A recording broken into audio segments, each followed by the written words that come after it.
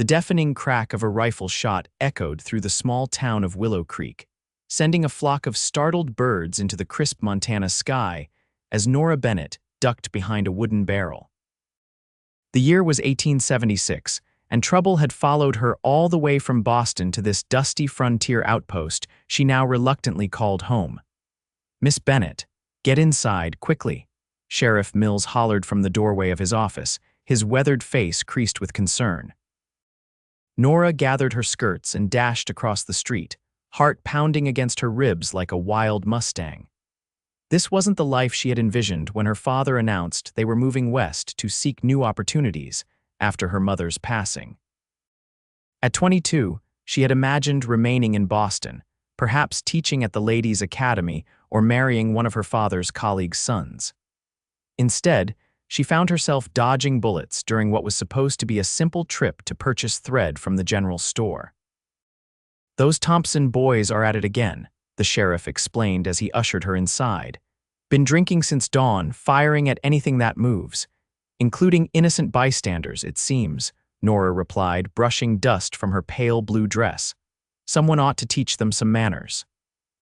Sheriff Mills chuckled. "Don't reckon there's anyone in these parts brave enough or foolish enough to try. Their pa owns half the valley." The door swung open, and a tall figure filled the frame, silhouetted against the bright afternoon sun. The sheriff's hand moved instinctively to his pistol, then relaxed. "Ah, Jedediah, just the man I wanted to see." Nora turned, curious about the newcomer whose arrival had eased the tension in the sheriff's voice. The man who stepped into the office removed his hat, revealing sun-bronzed features and eyes the color of a summer storm. His clothes were trail-worn but clean, and though he wore a pistol at his hip, there was something different about him, a calmness that stood in stark contrast to the chaos outside. "Sheriff," he nodded respectfully, then noticed Nora. "Madam." He offered a small bow that seemed oddly refined for a man who otherwise looked every inch the frontier cowboy. "Nora Bennett, meet Jedediah Wade," Sheriff Mills said. "Just hired him as deputy last week. Best decision I've made in years." Jedediah extended a hand, then seemed to think better of it, instead giving another slight nod. "Pleasure to meet you, Miss Bennett." "Mr. Wade," Nora acknowledged, her voice cooler than she intended. She had learned to be wary of men in this wild country, where manners often dissolved after sunset, and a lady's reputation could be ruined by something as simple as a conversation without proper chaperoning. "Those Thompson boys causing trouble again?" Jedediah asked, turning his attention back to the sheriff. "Started at the saloon, moved to the street, nearly shot Miss Bennett here." Something flashed in Jedediah's eyes, a controlled anger that made Nora study him more carefully. "I'll handle it," he said simply. Sheriff Mills frowned. "There's 3 of them, Wade. All the more reason they need to be stopped before someone gets hurt." He settled his hat back on his head and turned to Nora. "Miss Bennett, I'd be happy to escort you home once this matter is resolved." Before she could respond, he was gone, the door closing quietly behind him. "That man," Sheriff Mills said with admiration, "is either the bravest soul I've ever met or the most foolhardy."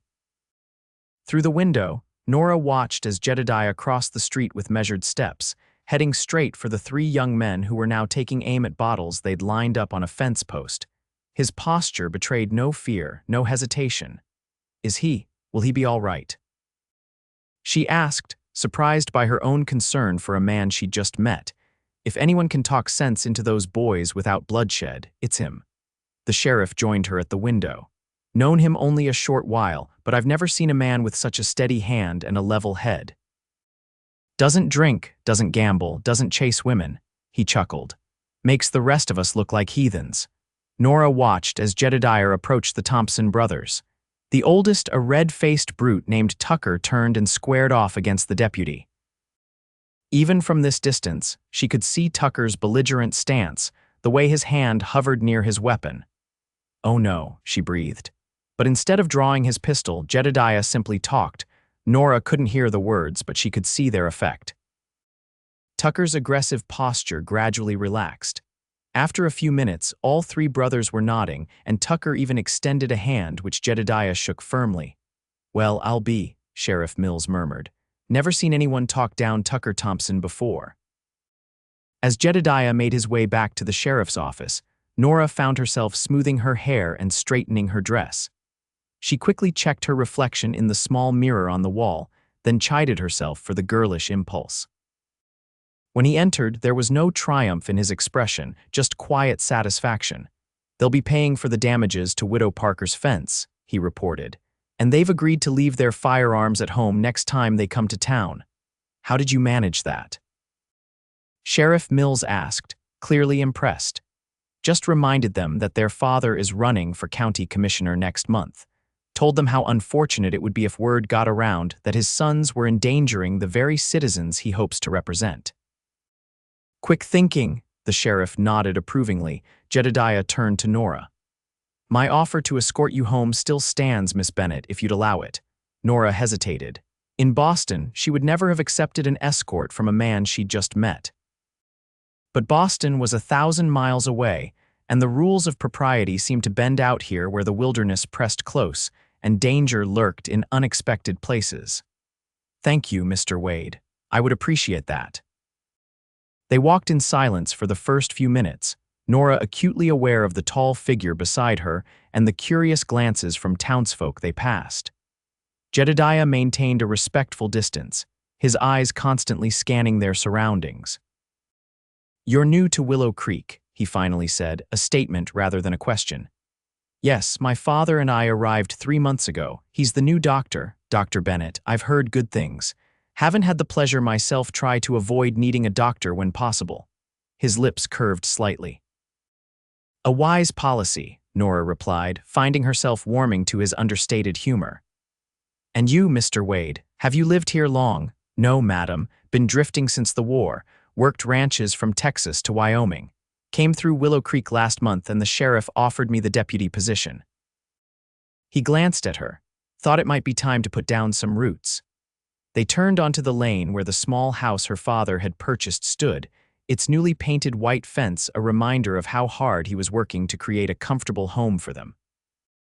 "Well, here we are," Nora said, stopping at the gate. "Thank you for your escort, Mr. Wade." He tipped his hat. "My pleasure, Miss Bennett." As he turned to leave, Nora found herself calling after him. "Mr. Wade," he paused, looking back. "That was a brave thing you did today, confronting those men." His expression remained serious. "Not brave, Miss Bennett, just necessary." He hesitated, then added, "Good day to you." Nora watched him walk away, his straight-backed silhouette gradually diminishing down the dusty lane. There was something compelling about Jedediah Wade, something beyond his handsome features, or the quiet authority he projected. What struck her most was that in a land where men seemed determined to prove their worth through violence and bravado, he had chosen words over weapons. In Willow Creek, that made him a rare breed indeed. "Nora, is that you?" Her father's voice called from inside the house. "Yes, father," she replied, finally turning away from the retreating figure of the deputy. That night, as she helped her father prepare dinner, Dr. Bennett noticed his daughter's unusual quiet. "Something troubling you, my dear?" he asked, adjusting his spectacles as he looked up from the potatoes he was peeling. "There was an incident in town today," Nora explained, recounting the events with the Thompson brothers. Her father frowned. "Those boys have been raised without a mother's guiding hand, and their father is too busy amassing wealth to teach them proper behavior." He set down his knife. "But you said the deputy handled it, without violence." "Yes, it was. Impressive." Nora concentrated on stirring the stew, hoping her father wouldn't notice the color rising in her cheeks. "Ah," Dr. Bennett said, a knowing tone in his voice. "And is this deputy a young man, father?" Nora protested. "I merely mentioned it because it seemed remarkable in a town where most disagreements end with fists or firearms." "Indeed." Her father resumed his peeling, but his eyes twinkled. "What was his name, this remarkable deputy?" "Jedediah Wade," she answered, surrendering to her father's gentle interrogation. "Wade," he mused. "Don't believe I've treated him yet." He mentioned he tries to avoid needing a doctor. Her father chuckled. "A man of sense, then. Perhaps we should invite him to dinner someday. I'd like to meet this paragon of reason in an unreasonable land." "Father," Nora exclaimed, but found herself smiling at the idea. 3 days later, Nora was organizing medical supplies in her father's clinic when the bell above the door jingled. She turned, expecting Mrs.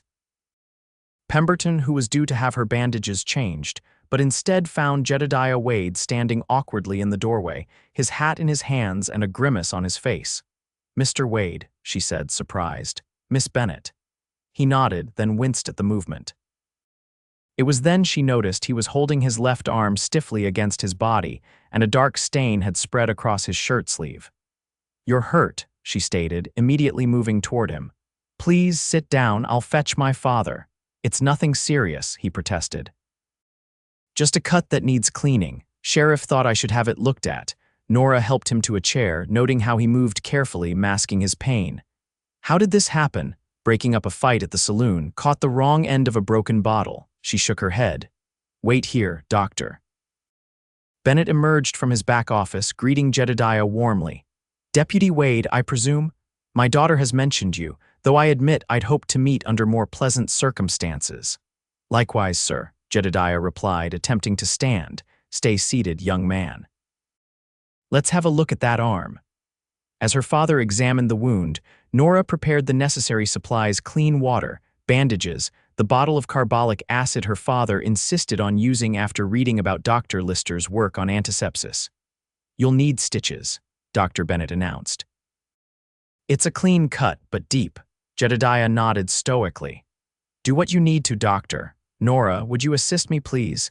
She moved to her father's side, helping him clean the wound.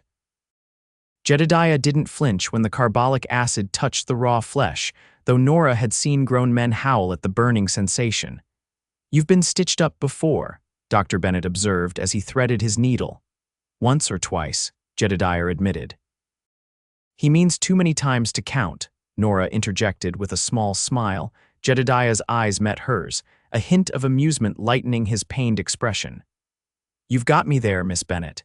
As her father worked, Nora found herself studying the deputy more closely. His rolled-up sleeve revealed a forearm corded with muscle, and a series of old scars told stories he hadn't shared. One in particular caught her attention, a puckered mark that could only have been made by a bullet. "You were in the war," she said softly, not a question. His eyes flicked up to hers. "Yes, madam, Union cavalry. You couldn't have been more than a boy," Dr. Bennett commented. 17 when I enlisted," Jedediah confirmed. 19 when it ended, Nora calculated quickly. That would make him around 30 now, older than she'd initially thought, but the war had aged many men beyond their years. "There," Dr. Bennett said, cutting the final thread. 12 stitches. You'll need to keep it clean and come back in a week to have them removed." "Thank you, doctor." "What do I owe you?" Dr. Bennett waved away the question. "Consider it my civic duty to patch up our local lawmen, but I would ask a favor in return." "Name it," Jedediah replied without hesitation. "Join us for dinner this Sunday."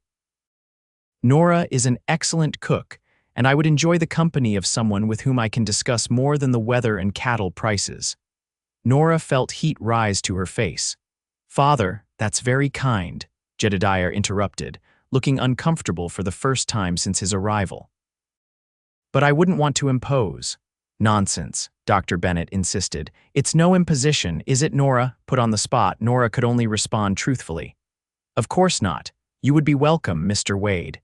He studied her face as if searching for signs of reluctance, then nodded. "Then I accept with gratitude." After he left, Nora rounded on her father. "That was very forward of you, father." Dr. Bennett looked unrepentant. "My dear, we have been in this town for months and received precious few social calls. The deputy seems like a gentleman, and I'd like to know more about the man responsible for keeping the peace in our new home." He paused, his expression softening. "Besides, I haven't seen you look at anyone that way since that university student in Boston. What was his name?" "Richard Harrington," Nora supplied, remembering the handsome young man who had courted her briefly before her mother's illness had consumed their family's attention. "And I wasn't looking at Deputy Wade in any particular way." Her father's knowing smile only made her blush deepen. Sunday arrived clear and bright, with a crispness to the air that hinted at the approaching autumn. Nora spent the morning preparing a roast with potatoes and carrots from their small garden and baking an apple pie that filled the house with comforting aromas.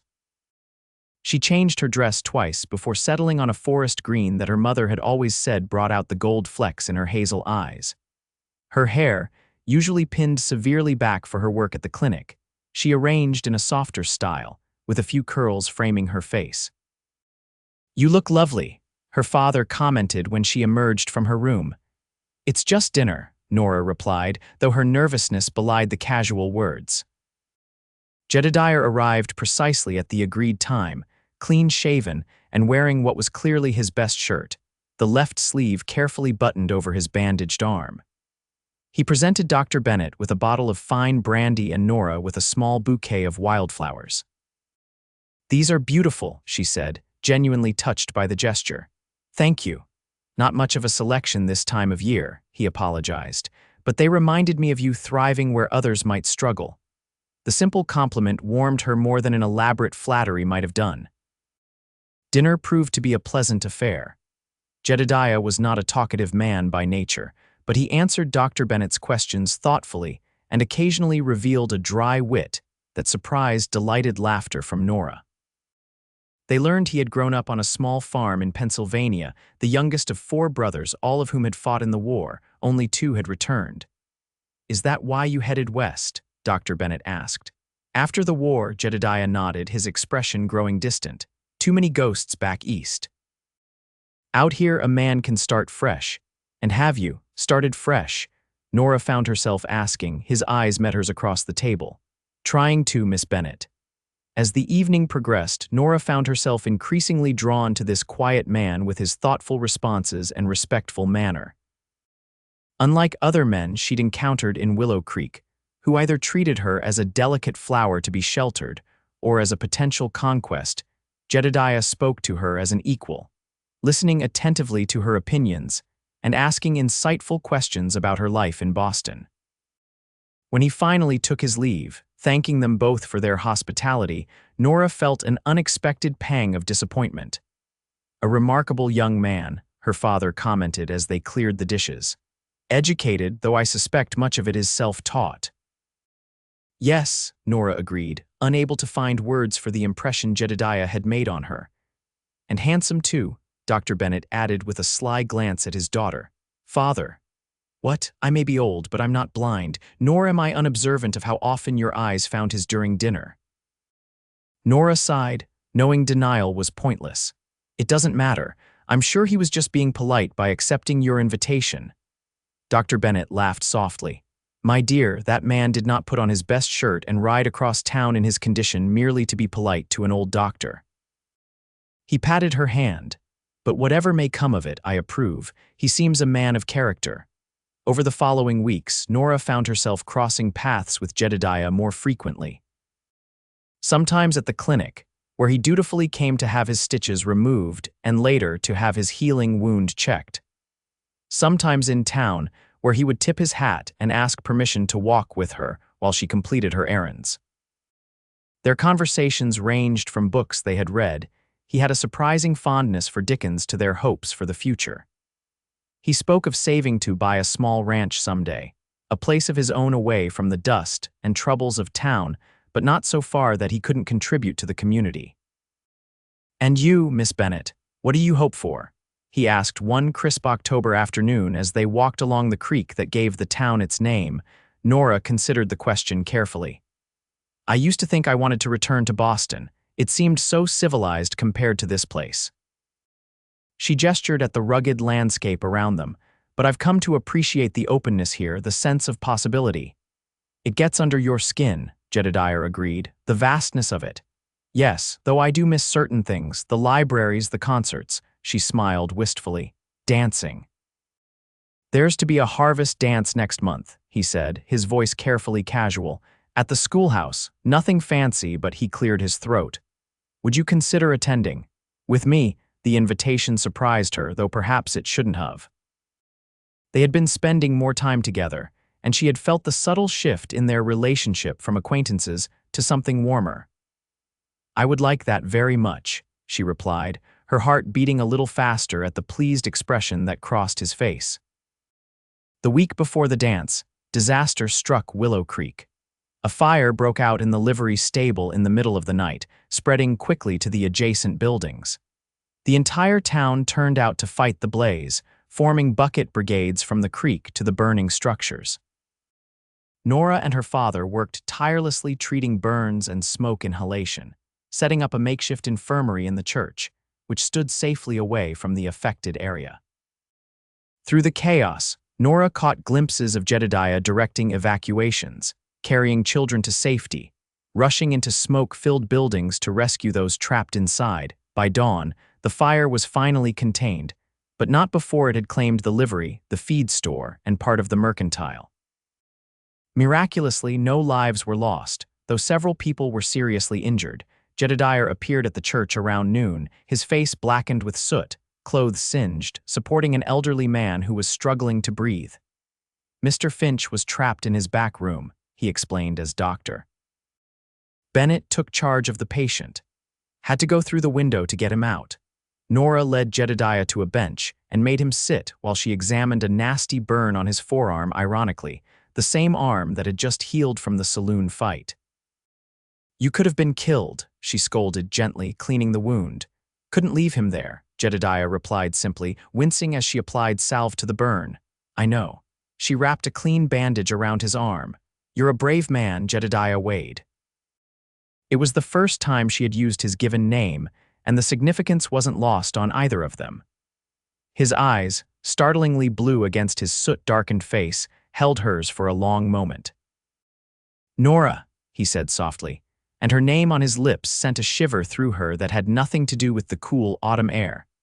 The moment was broken by a call for help from across the church, and Nora reluctantly turned away to assist another patient. When she looked back, Jedediah was gone, already returned to the ongoing efforts to secure the damaged buildings. The fire's aftermath cast a pall over the town. The harvest dance was postponed indefinitely as everyone focused on rebuilding. Jedediah worked from dawn until dusk alongside the townspeople, helping clear debris and raise new frames. Nora saw him only in passing, usually when he came to the clinic for fresh bandages or to escort injured workers. Each time, there was a warmth in his eyes when he looked at her, a silent communication that spoke of feelings deepening despite the lack of time to nurture them. November brought the first snowfall, blanketing the charred remains of the burned buildings and turning Willow Creek into a pristine wonderland. The rebuilding continued, albeit at a slower pace, and the town gradually returned to its normal rhythms.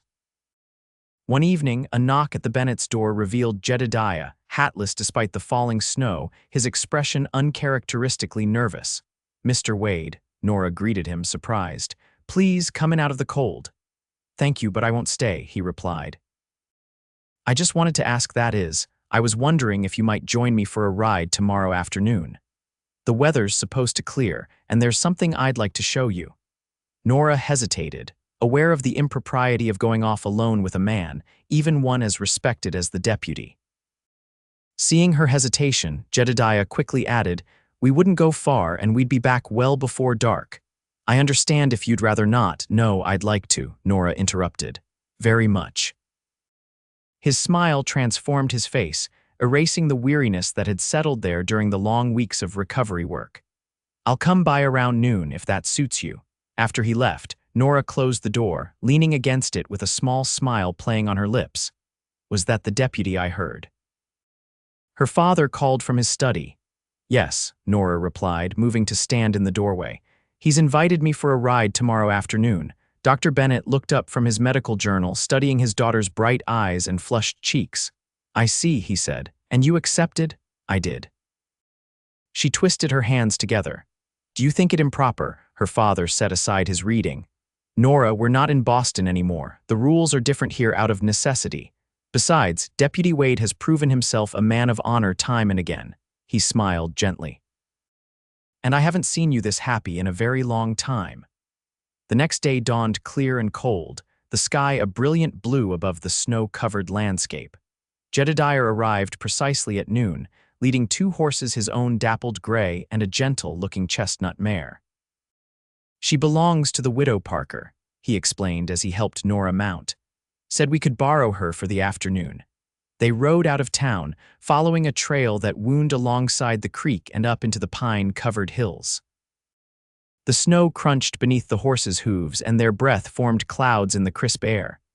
Nora, bundled in her warmest cloak and a knitted scarf, felt a sense of freedom she hadn't experienced in months. "Where are we going?" she asked as they climbed higher. "Just over this ridge," Jedediah replied. "Not much further." When they crested the hill, Nora gasped. Spread before them was a small valley, sheltered by hills on 3 sides, with the creek winding through it before disappearing into a stand of cottonwood trees. A clearing near the center held the remains of what might once have been a cabin, now just a stone foundation and chimney. "It's beautiful," she breathed, taking in the untouched snow and the way the afternoon sun cast long blue shadows across the landscape. "It's mine," Jedediah said quietly. "Bought it last week from a widow heading back east, 40 acres with water rights to the creek." Nora turned to him in surprise. "Your ranch," he nodded, a hint of pride in his expression. "It needs work. The cabin burned down years ago and the fences are mostly gone, but the land is good. Could run a small herd here, grow enough to be self-sufficient." "It's perfect," Nora said, genuinely impressed by the setting. "But what about your position as deputy?" "I can do both, at least for now. It's close enough to town." He guided his horse down the slope and Nora followed. "I wanted to show you first, before I told anyone else." The significance of his words wasn't lost on her. This was more than just sharing good news, it was inviting her into his future plans, showing her the dream he had spoken of. They dismounted near the old foundation, and Jedediah spread a blanket over a fallen log, creating a place for them to sit. From his saddlebag, he produced a small bundle wrapped in cloth. "Not exactly a picnic weather," he apologized, "but I brought some biscuits and jerky," and he pulled out a small jar, honey from Mrs. Parker's hives. They sat side by side, sharing the simple meal and watching as the sun began its slow descent toward the western hills, painting the snow in shades of gold and rose. "I can see why you chose this place," Nora said after a comfortable silence. "It feels peaceful." "That's what I thought the first time I rode up here," Jedediah agreed. "After all these years of drifting, it felt like somewhere I could belong." He turned to look at her, his expression more open than she had ever seen it. "Nora, I know I'm not a wealthy man, and this place is far from what you might have had in Boston, but I wanted you to see it because," he took a deep breath, "because I can't imagine building a life here without you being part of it." Nora's heart seemed to stop, then race ahead. "Jedediah, I'm not asking for anything now," he hurried on. "I know we haven't known each other long, and you deserve a proper courtship. I just wanted you to understand my intentions. They're honorable and they're serious." Nora found herself speechless, overwhelmed by the depth of feeling his words stirred in her. In Boston, courtships were formal affairs, often arranged with an eye toward social connections and financial security. No one had ever spoken to her with such honest emotion, such straightforward hope. "I would like that," she finally managed, her voice barely above a whisper. "A courtship, I mean." The smile that spread across his face was like sunrise breaking over the mountains. Tentatively, he reached for her gloved hand, and she let him take it, feeling the warmth of his touch even through the wool. "There's something you should know about me," Nora said, suddenly needing to be equally honest. "Something that might seem odd, especially out here." Jedediah waited, his expression open and attentive. "I've never been kissed," she confessed, feeling heat rise to her cheeks despite the cold. "I made a promise to myself years ago that I would save my first kiss for a man I could truly trust, a man worthy of it." She met his eyes. "In Boston, that made me an object of ridicule among certain circles. Here, it might seem even more peculiar." To her surprise, Jedediah didn't laugh or dismiss her confession. Instead, his expression grew solemn, his eyes warm with understanding. "It's not peculiar at all," he said softly. "It's precious. And I would consider it the highest honor to earn that trust, Nora Bennett, however long it takes." As they rode back to town in the gathering dusk, snow beginning to fall once more, Nora felt as though something fundamental had shifted in her world. The wild, untamed land that had once seemed so foreign to her now held the promise of a future brighter than any she had imagined in the civilized confines of Boston. Winter settled over Willow Creek with a vengeance, bringing blizzards that isolated the town for days at a time. Despite the harsh conditions, Jedediah was a constant presence in Nora's life. He joined the Bennetts for Sunday dinners whenever possible, brought books he thought she might enjoy from the small lending library in the next town over, and always found time to walk with her after church. Their courtship unfolded slowly, deliberately, each interaction deepening their understanding of one another. Nora learned about the nightmares that still plagued him from his time in the war, the guilt he carried for surviving when his brothers hadn't. He learned of her fears of not measuring up to her mother's legacy, of disappointing her father who had sacrificed so much to give her a good life. In the evenings, when snow piled against the windows and wind howled across the plains, Nora would sit by the fire and read his letters' simple, heartfelt messages that revealed a poetic soul beneath the stoic exterior. He writes to you even though he sees you nearly every day. Her father asked one night, noticing the familiar handwriting on the paper in her hands.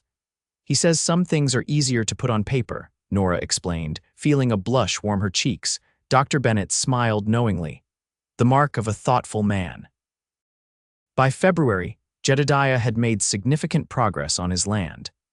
With help from friends, he had cleared the old foundation and begun hauling logs for a new cabin. On days when the weather permitted, he would ride out at dawn to work on the property, returning to town for his deputy duties in the afternoon. "You're working yourself too hard," Nora chided one evening when he arrived for dinner looking exhausted, his hands raw from handling frozen timber. "Spring will be here before we know it," he replied. "I want to have the cabin habitable by then."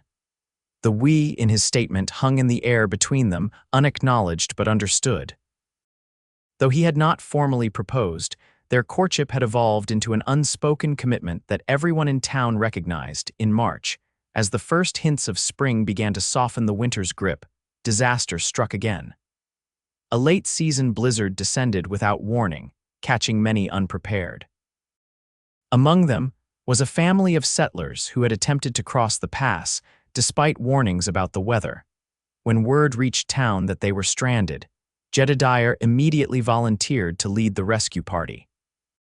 "You can't go out in this," Nora protested, watching as he prepared his horse outside the sheriff's office. "It's suicide." "There are children with them, Nora," he said, his expression grim but determined. "They won't survive the night in this cold." She knew arguing was pointless. This was the man she had come to love, one who would risk himself without hesitation to help others. Instead, she helped him secure extra blankets to his saddle and pressed a small package of medical supplies into his hands. "Come back to me," she whispered as he mounted. His eyes held hers for a long moment. "Always," he promised. The rescue party, Jedediah and 4 other men, rode out into the swirling snow and vanished from sight. Nora returned to the clinic, where she and her father prepared for potential frostbite and hypothermia cases, all while the knot of fear in her stomach grew tighter with each passing hour. Night fell, and still no word. The storm intensified, rattling windows and howling like a living thing through the streets of Willow Creek. At midnight, Nora stood at the window of their small house, peering into the darkness, praying for a glimpse of lanterns or the sound of hooves. "You should try to sleep," her father said gently, placing a hand on her shoulder. "I can't," she replied, her voice tight with unshed tears. "Not until I know he's safe." Dr. Bennett sighed. "You love him very much, don't you?" Nora nodded, unable to speak. "Then have faith in him." Jedediah Wade is not a man who breaks his promises easily. Dawn broke, gray and cold, with no sign of the rescue party. Nora moved through her morning routines mechanically, preparing breakfast she couldn't eat, straightening the clinic supplies that were already in perfect order. It was mid-morning when the shout went up from the edge of town. Nora ran outside, heedless of the bitter cold, and saw figures emerging from the swirling snow horses moving slowly, burdened with extra riders.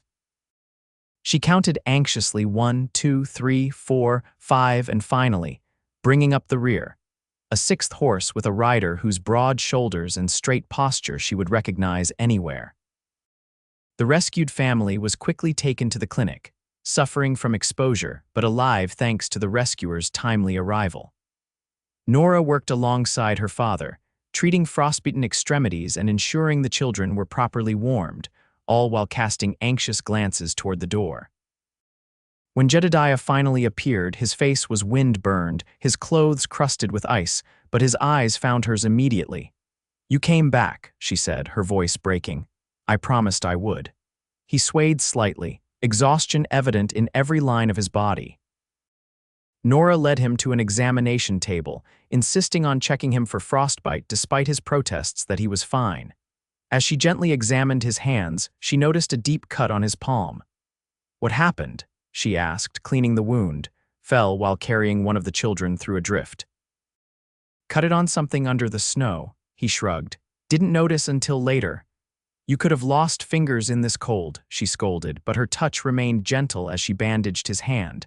"Worth it," he replied simply. "They're all alive." When she finished, he caught her hand in his uninjured one. "Nora, when I was out there in that storm, not knowing if we'd make it back, there was only one thought keeping me going." His eyes, intense despite his exhaustion, held hers. "I couldn't bear the thought of leaving you."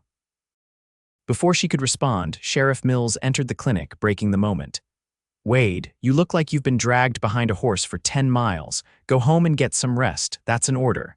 Jedediah reluctantly released Nora's hand and nodded. "Yes, sir." To Nora, he added softly, "We'll talk soon." As spring finally arrived in earnest, turning the hills green and bringing wildflowers to the meadows, Jedediah's cabin began to take shape. It was modest but solid, with large windows that would capture the morning sun and a wide porch facing the valley. Nora rode out with him one Sunday afternoon in late April to see the progress. The day was perfect warm sunshine, a gentle breeze carrying the scent of pine and new growth, birdsong filling the air. "It's wonderful," she said as he led her through the partially completed structure, explaining where each room would be, pointing out the craftsmanship of the local carpenter who had helped with the door frames and window casings. "It's small," he said, watching her reaction carefully. "Just 2 bedrooms for now, but I could add on later if he stopped." Suddenly self-conscious, Nora turned to him, her heart full. "It's perfect, Jedediah, truly." They walked outside to where a single tree, an old oak that had somehow survived the harsh climate, spread its branches over what would someday be a garden. Jedediah had placed a bench beneath it, and they sat together, looking out over the valley that was beginning to bloom with spring flowers. "I've been thinking," he said after a comfortable silence, "about what you told me last winter, about saving your first kiss." Nora felt her pulse quicken. "Yes. I want you to know that I understand what that means, the trust it represents." He turned to face her, taking both her hands in his. "Nora Bennett, these past months have been the happiest of my life. You've brought light and purpose to days that once seemed merely to be one after another with no real meaning." He took a deep breath, his eyes never leaving hers. "I love you. I love your strength, your kindness, your unwavering principles. I love the way you care for those around you, the way you've embraced this wild country despite its hardships. I love the future I can see with you by my side." Reaching into his pocket, he withdrew a small velvet pouch. "This was my mother's," he explained, opening it to reveal a simple gold band set with a single pearl. "It's not fancy, it's beautiful," Nora interrupted, tears welling in her eyes. "Nora Bennett, would you do me the extraordinary honor of becoming my wife?" The question hung in the air between them, though both knew the answer that had been forming in Nora's heart for months. "Yes," she whispered, her voice thick with emotion. "Yes, Jedediah Wade, I will marry you." His smile was radiant as he slipped the ring onto her finger. Then, with infinite gentleness, he raised one hand to cup her cheek. "May I?" he asked softly. Nora nodded, her heart pounding as she closed her eyes. The touch of his lips on hers was feather-light at first, a question more than a demand. Then, as she responded, the kiss deepened, becoming a promise exchanged without words. When they finally parted, Nora opened her eyes to find Jedediah gazing at her with such tenderness it made her breath catch. "Worth waiting for?" he asked, a hint of his rare humor in the question. "Absolutely," she replied, and pulled him toward her for another kiss, this one given freely, without hesitation, sealed with all the love in her heart. They were married on a perfect June day in the small white church where they had first begun their courtship. Nora wore a dress of ivory silk that her father had ordered from Denver, and carried a bouquet of wildflowers gathered from their valley that morning. Jedediah, standing tall and handsome in a new black suit, watched with wonder as she walked toward him on her father's arm. His eyes never left hers as they spoke their vows, promising to love and cherish one another for all the days of their lives. The entire town turned out for the celebration, afterward even the Thompson brothers, who had become surprisingly respectful of the deputy since the night he had led the rescue party through the blizzard. As the sun began to set, casting golden light across the gathering, Jedediah took Nora's hand and led her away from the crowd. "Where are we going?" she asked, laughing as they slipped between buildings. "You'll see," he replied, that rare grin lighting his features. He led her to where 2 horses waited, saddled and ready. Tied to his saddle was a small trunk containing necessities for a few days away. "I thought we might spend our wedding night at home," he explained. "Our home." Nora's heart swelled with love for this man who understood exactly what would make this day perfect. "Nothing would make me happier." They rode out of town as the first stars appeared, their future stretching before them as vast and promising as the Montana sky. 5 years later, Nora stood on the porch of their expanded cabin, watching as Jedediah taught their 3-year-old son, James, to ride his first pony. Their 1-year-old daughter, Elizabeth, balanced on Nora's hip, clapping her tiny hands at the sight of her brother's delight. The ranch had prospered under Jedediah's careful management. What had begun as a dream of self-sufficiency had grown into a successful operation with a small herd of cattle, productive gardens, and even a few apple trees starting to bear fruit. Jedediah had eventually given up his deputy position to focus on the ranch full-time, though he remained active in town affairs, serving on the school board and helping organize the annual Harvest Festival.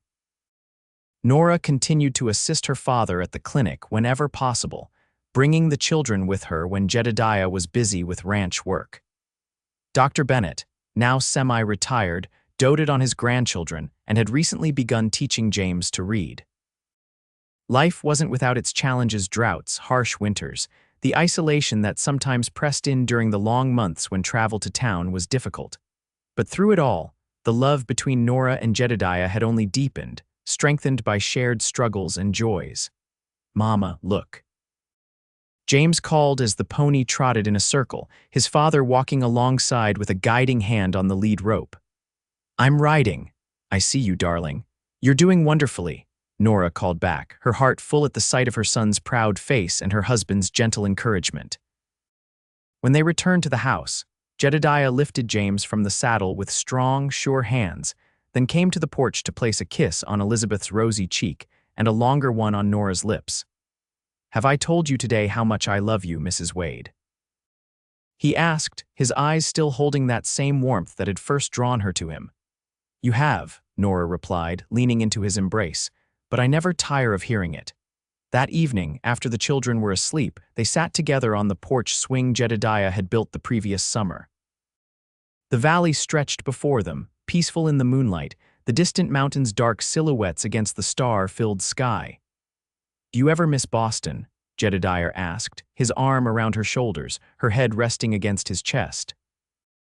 Nora considered the question, remembering the young woman who had arrived in Willow Creek years ago, full of resentment for the wild country that seemed so uncivilized compared to her eastern home. "No," she answered truthfully. "This is where I belong. With you, with our children in this life we've built together." She felt his lips press against her hair, a gesture of tenderness that had become as familiar as her own heartbeat. "I'm glad you saved that first kiss for me," he murmured. "I've tried every day since to be worthy of it."